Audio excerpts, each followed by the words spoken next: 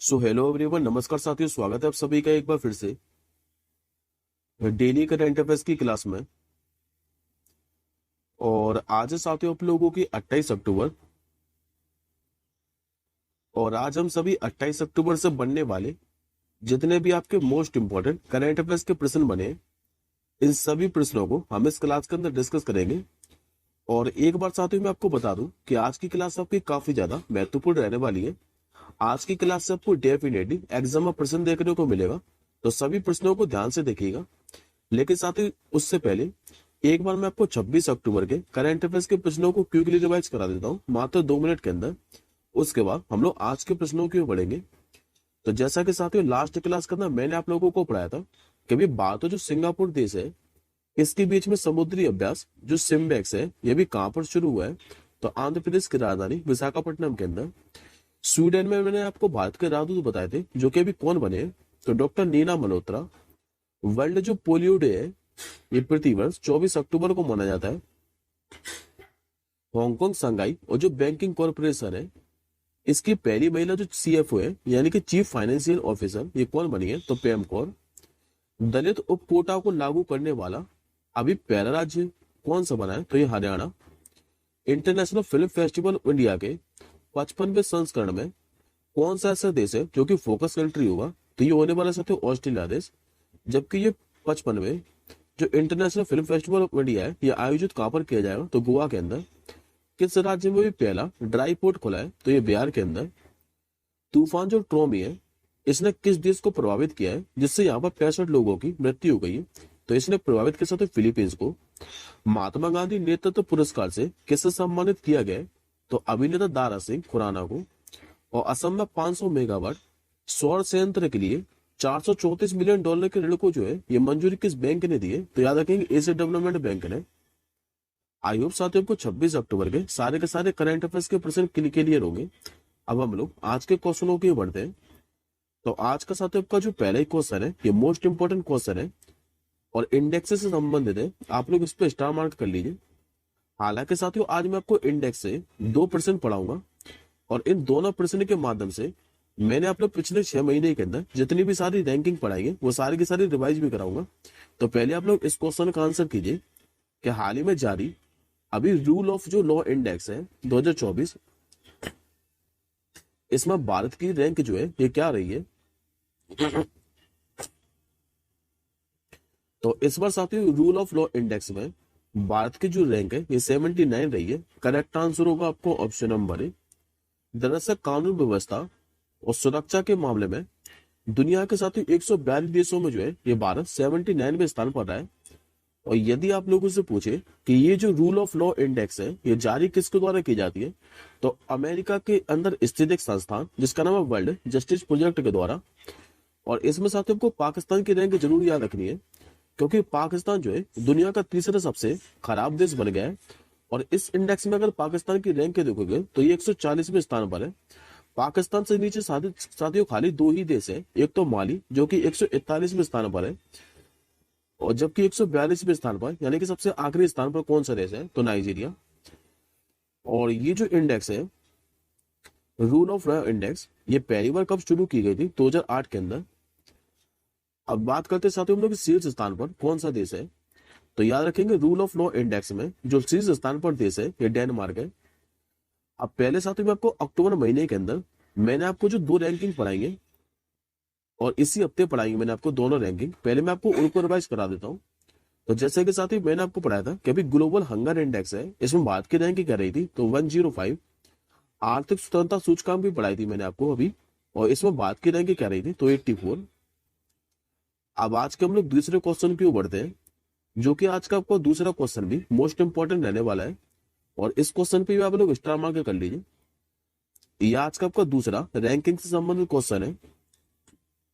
आप लोगों से पूछ रहा है कि अभी जारी प्रथम जो वैश्विक प्रकृति संरक्षण सूचकांक है 2024, इसमें भारत को कौन से स्थान पर रखा गया है? तो ये रैंकिंग साथ पहली बार जारी की गई है, वैश्विक प्रकृति संरक्षण सूचकांक। और इसमें भारत की जो रैंक है ये 176 रही है। करेक्ट आंसर होगा आपका ऑप्शन नंबर सी। और इसमें साथ ही ये और याद रखिएगा कि भारत को जो है ये 5 सबसे खराब प्रदर्शन करने वाले देशों में एक माना गया है। प्रकृति संरक्षण के प्रति अपनी प्रतिबद्धता के मामले में देखोगे तो भारत को 180 देशों में 176वें स्थान पर रखा गया है। और यदि शीर्ष स्थान के बारे में बात करें तो छोटे से साथ ही जो यूरोपीय देश है जिसका नाम लग्जमबर्ग, इसने शीर्ष स्थान हासिल किया है। जबकि सबसे निचले स्थान पर कौन सा देश है तो किरीबाती, जो कि एक प्रशांत द्वीपीय देश है।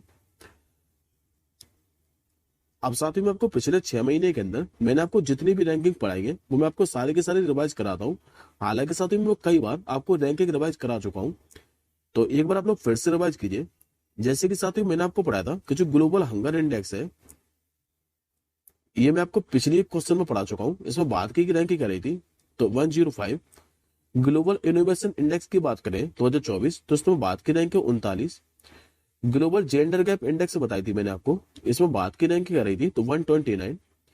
जो यूनाइटेड नेशन डेवलपमेंट प्रोग्राम है यानी कि यूएनडीपी, इसके द्वारा साथ ही 2 रैंकिंग जारी की जाती है।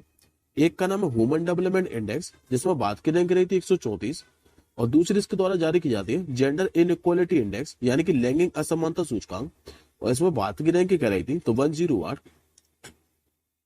वैश्विक बौद्धिक संपदा सूचकांक की बात करें तो इसमें भारत की रैंक 42 रही थी। वर्ल्ड प्रेस फ्रीडम इंडेक्स की बात करें तो इसमें भारत की रैंक रही थी 159।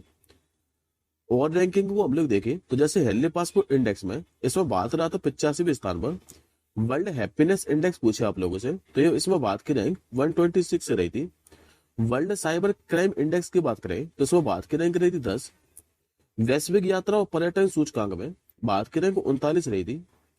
वैश्विक शांति सूचकांक की बात करें यानी कि ग्लोबल पीस इंडेक्स, इसमें भारत की रैंक रही थी 116। और जेनरेटिव एआई इनोवेशन इंडेक्स में भारत की रैंक की रही थी तो 5। अब आज के साथ हम लोग तीसरे क्वेश्चन की ओर बढ़ते हैं।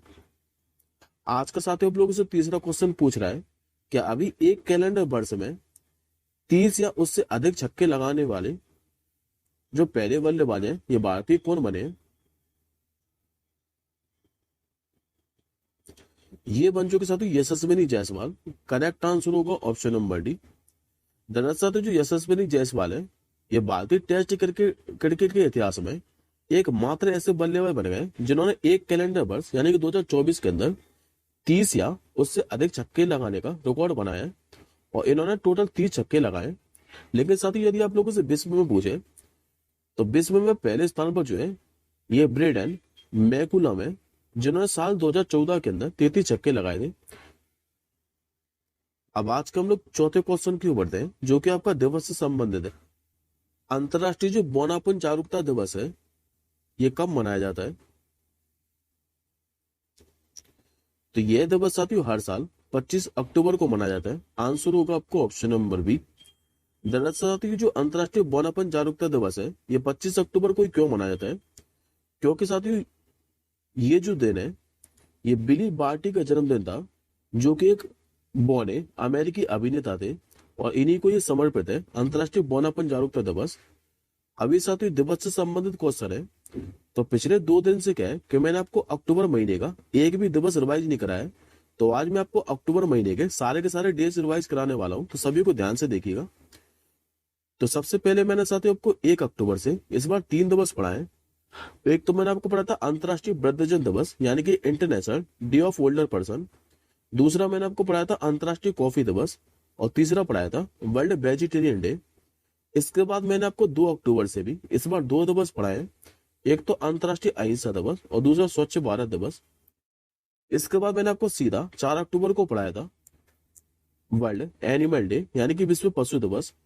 5 अक्टूबर से भी इस बार मैंने आपको 2 दिवस पढ़ाए, एक तो वर्ल्ड टीचर डे और दूसरा मैंने आपको पढ़ाया था राष्ट्रीय डॉल्फिन दिवस। लेकिन साथियों इसी में यदि आप लोगों से पूछे तो जो राष्ट्रीय टीचर डे है ये कब मनाया जाता है, तो आप लोग आंसर कीजिएगा 5 सितंबर पर। फिर मैंने आपको सीधा 7 अक्टूबर को पढ़ाया था वर्ल्ड कॉटन डे। 9 अक्टूबर को आपका हर साल मनाया जाता है वर्ल्ड पोस्ट डे। लेकिन नेशनल पोस्ट डे की बात करें तो 10 अक्टूबर को मनाया जाता है। और 10 अक्टूबर को मैंने आपको पढ़ाया था वर्ल्ड मेंटल हेल्थ डे यानी कि विश्व मानसिक स्वास्थ्य दिवस। इसके बाद 11 अक्टूबर को पढ़ाया था अंतर्राष्ट्रीय बालिका दिवस। लेकिन राष्ट्रीय बालिका दिवस की बात करें तो ये 24 जनवरी को मनाया जाता है। इस बार मैंने आपको 12 अक्टूबर को विश्व प्रवासी पक्षी दिवस पढ़ाया है। और वैसे तो साथियों जो विश्व प्रवासी पक्षी दिवस है ये साल में 2 बार मनाया जाता है। एक तो मनाया था मई के दूसरे शनिवार को, और दूसरी बार ये अक्टूबर के दूसरे शनिवार को मनाया था। तो इस बार जो अक्टूबर का दूसरा शनिवार है ये 12 अक्टूबर को पड़ा है, इसलिए 12 अक्टूबर को मनाया गया है विश्व प्रवासी पक्षी दिवस। 15 अक्टूबर से मैंने आपको इस बार 2 दिवस पढ़ाए थे, एक तो विश्व विद्यार्थी दिवस और अंतर्राष्ट्रीय ग्रामीण महिला दिवस। फिर 16 अक्टूबर को पढ़ाया था विश्व खाद्य दिवस। 21 अक्टूबर को पढ़ाया था पुलिस स्मृति दिवस। फिर पढ़ा था सीधा 22 अक्टूबर को अंतर्राष्ट्रीय हकलाना जागरूकता दिवस। और 24 अक्टूबर से भी इस बार मैंने आपको 2 दिवस पढ़ाए हैं, एक तो संयुक्त राष्ट्र दिवस और दूसरा वर्ल्ड पोलियो डे। ये दोनों के दोनों जो दिवस है 24 अक्टूबर को मनाए जाते हैं। आई होप साथियों को अक्टूबर महीने के सारे डेज रिवीजन हो गए। अब हम लोग आज के 5वें क्वेश्चन की ओर बढ़ते हैं। आज का साथियों आप लोगों से 5वां क्वेश्चन पूछ रहा है कि प्रधानमंत्री मोदी जी जो है ये कहां पर टाटा के एयरक्राफ्ट कॉम्प्लेक्स का उद्घाटन करेंगे। तो ये साथी सोमवार को करने वाले हैं, यानी कि आज ही, और ये गुजरात के अंदर करेंगे। करेक्ट आंसर होगा ऑप्शन नंबर है। दरअसल प्रधानमंत्री मोदी जी और उनके साथ स्पेनिश जो समकक्ष है जिनका नाम पेड्रो सांचेज, ये सोमवार को गुजरात का जो बड़ोदरा है यहाँ पर टाटा एयरक्राफ्ट कॉम्प्लेक्स का उद्घाटन करेंगे। और इस कॉम्प्लेक्स में टाटा एडवांस सिस्टम द्वारा जो C-295 विमान है ये बनाए जाएंगे। ये बाद में निजी क्षेत्र की पहली यूनिट होगी जिसमें अलग अलग स्थान पर तैयार कल पुर्जों को जोड़कर सैन्य विमान बनाया जाएगा। और टाटा एडवांस सिस्टम भारत में जो है ये 40 विमानों को बनाएगी। और इसमें साथ ही सरकारी क्षेत्र की जो कंपनियां हैं भारत इलेक्ट्रॉनिक्स और भारत डायनेमिक ये इसमें योगदान देंगी।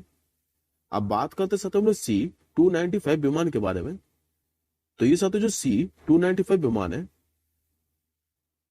ये 9 टन तक पेलोड या फिर 71 कर्मियों या 45 पैरा ट्यूबर्स को ले जाने में सक्षम है।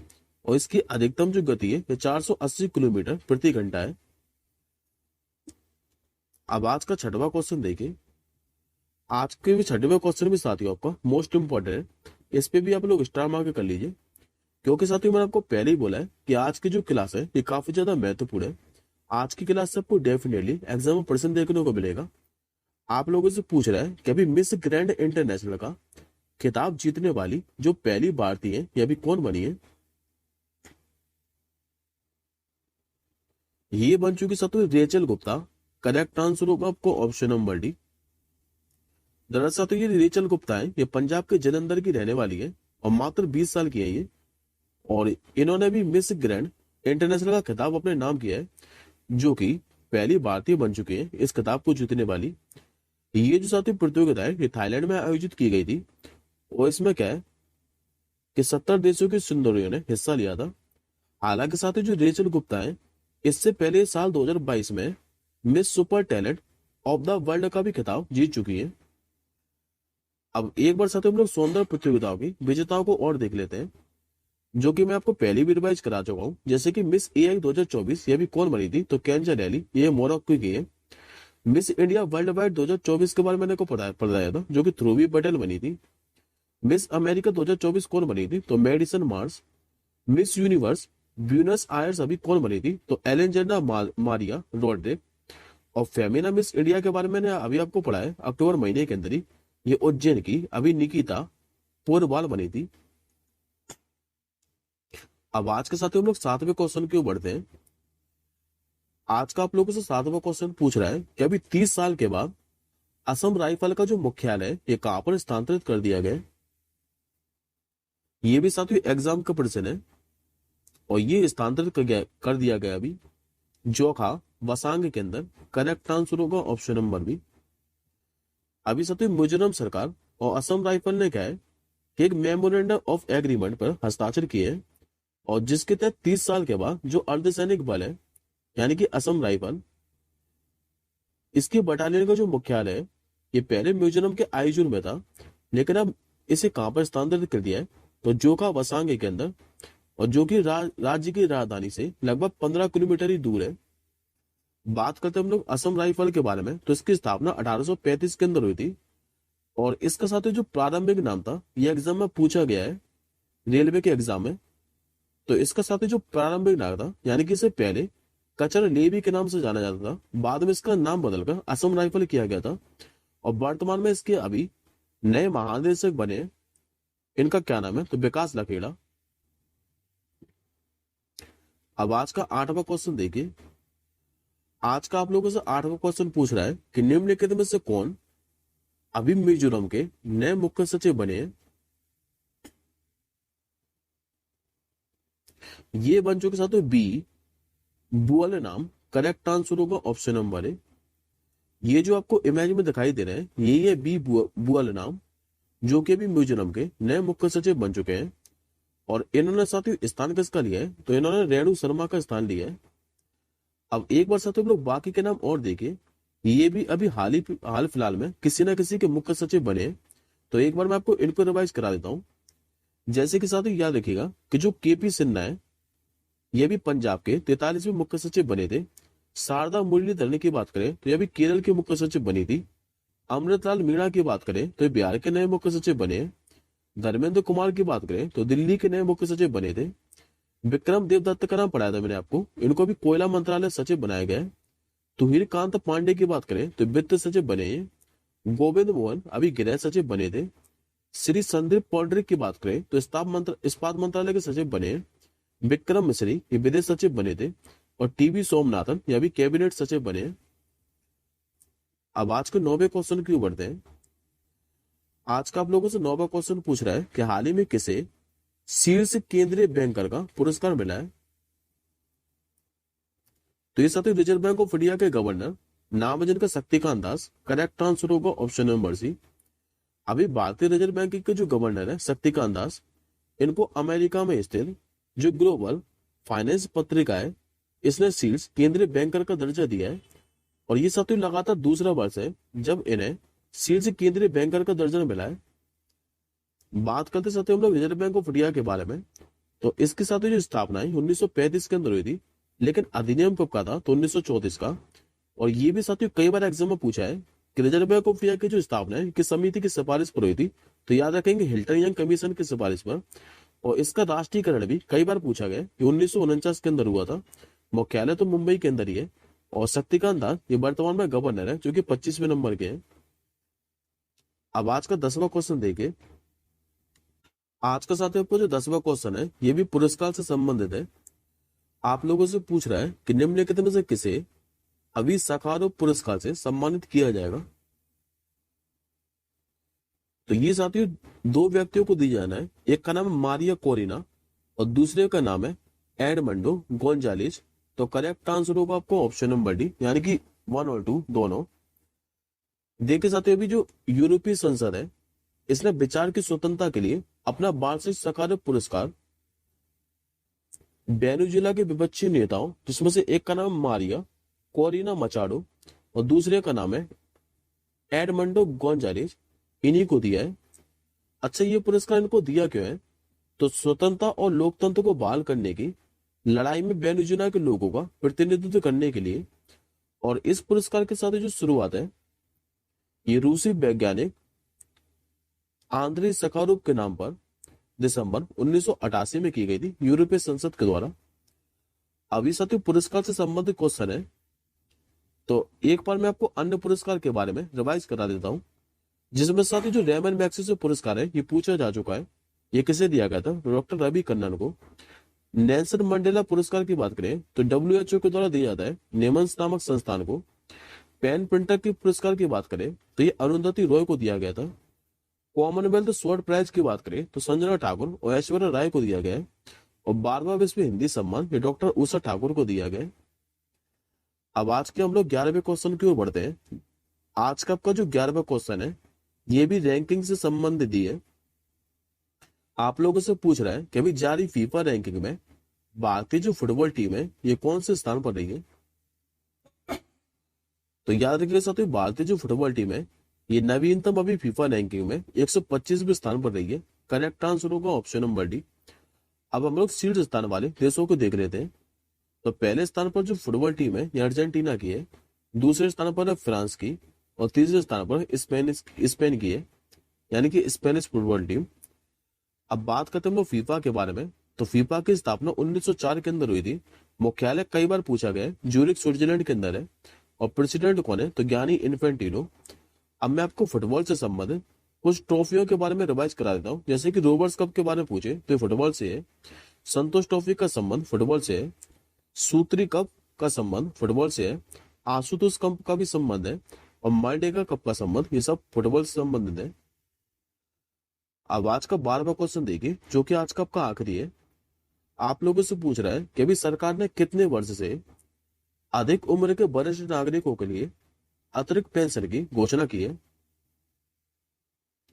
तो ये साथियों 80 वर्ष से जितने भी अधिक नागरिक हैं वरिष्ठ, उनको अभी अतिरिक्त पेंशन की घोषणा की है। और ये साथियों जो घोषणा है, ये पेंशन भोगी कल्याण विभाग है, इसी के द्वारा की गई है। एक बार साथियों हम लोग ये देख लेते हैं कि कितने आयु वर्ग के अनुसार ये पेंशन वृद्धि की गई है। तो देखिए साथियों, जिनकी आयु 80 से लेकर 85 वर्ष के बीच है, उनको मूल पेंशन का 20% अधिक दिया जाएगा। जिनकी आयु 85 से लेकर 90 के बीच है, उनको मूल पेंशन का 30% अधिक दिया जाएगा। 90 से 95 के बीच में उनको 40% अधिक दिया जाएगा। 95 से जिनकी आयु 100 के बीच में, उनको दिया जाएगा 50% अधिक। जबकि जिनकी आयु 100 प्लस है, उनको पूरा 100% अधिक दिया जाएगा। यह आज का साथ आपका क्वेश्चन ऑफ द डे है। इस प्रश्न का आंसर मुझे आप लोग कमेंट बॉक्स के अंदर बताइएगा कि निम्नलिखित में से कौन अभी जो एशियन डेवलपमेंट बैंक है, इसका 69वां सदस्य बन गया है। इस प्रश्न का आंसर आप मुझे कमेंट बॉक्स के अंदर कीजिएगा। और क्लास के साथ ही जो पीडीएफ है, ये आप सभी रिवीजन के लिए हमारे टेलीग्राम ग्रुप से डाउनलोड कर लीजिएगा। टेलीग्राम ग्रुप का जो लिंक है वो इस वीडियो के डिस्क्रिप्शन बॉक्स में है। अब हम जल्दी मिलेंगे साथियों अगली क्लास के साथ ही। तब तक के लिए जय हिंद, वंदे मातरम।